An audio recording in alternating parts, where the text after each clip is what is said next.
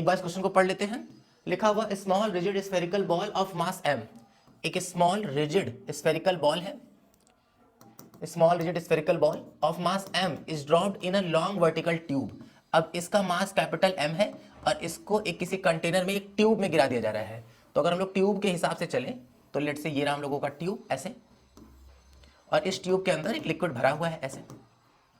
लिखा हुआ है the velocity of the ball become constant. बिल्कुल सही बात है कि अगर हम लोग एक मेटल के बॉल को किसी डेंस लिक्विड में, किसी विस्कस लिक्विड में ड्रॉप करते हैं तो धीरे धीरे उसका स्पीड बढ़ता है, और जब उसका स्पीड बढ़ता जाएगा तो धीरे धीरे उस पर लगने वाला जो विस्कस फोर्स है वो बढ़ता जाएगा। भाई नीचे को वेट mg लगेगा, ऊपर की तरफ बॉयंसी तो लग ही रहा है, ऊपर की तरफ और कौन लगने लगेगा, विस्कस फोर्स, जो कि शुरू में 0 रहा होगा, क्योंकि विस्कस फोर्स का फॉर्मूला क्या होता है 6 पाई ईटा rv।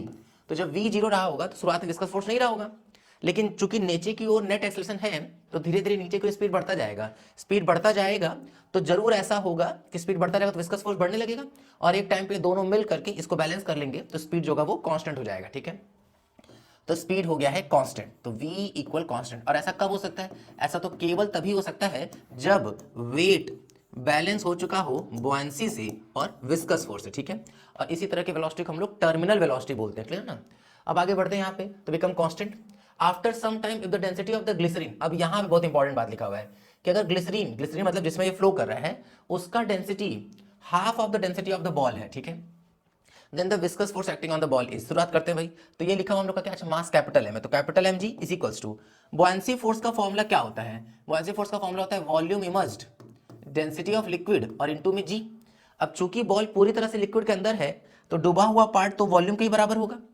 डेंसिटी ऑफ लिक्विड, अगर ऑब्जेक्ट की डेंसिटी हम लोग मान लें लेट्स से रो, तो जो ग्लिसरीन का डेंसिटी है वो ऑब्जेक्ट की डेंसिटी का, बॉल की डेंसिटी का आधा है, तो कितना हो जाएगा ρ/2। क्लियर, और इनटू में क्या हो जाएगा g। अब प्लस में क्या चल रहा है, बुआंसी सॉरी विस्कस फोर्स। अच्छा मास क्या होगा, अगर हम लोग मास को ठीक से लेके चले तो क्या ये volume into density of object होता, तो दिख रहा है कि ये भी तो mg ही बन जाएगा ओवरऑल।